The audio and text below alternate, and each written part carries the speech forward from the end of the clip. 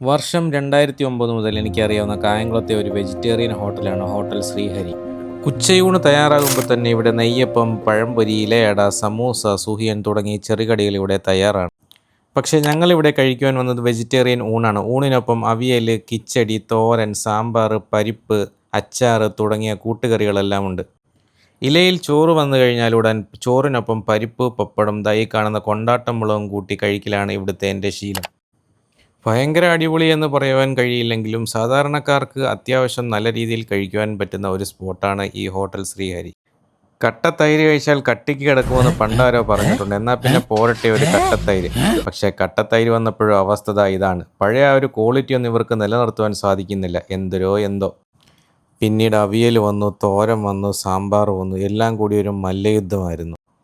ഉച്ചയൂണിനൊപ്പം കിട്ടുന്ന ഈ ഒരു പായസം ഇവിടുത്തെ ഹൈലൈറ്റ് ആണ് കേട്ടോ. ലൊക്കേഷൻ വരുന്നത് കായംകുളം മുക്കവല. ഇവിടുത്തെ ഫുഡ് കഴിച്ചിട്ടുള്ളവർ അഭിപ്രായങ്ങളും എതിരഭിപ്രായങ്ങളും കമൻറ്റായി രേഖപ്പെടുത്തുക.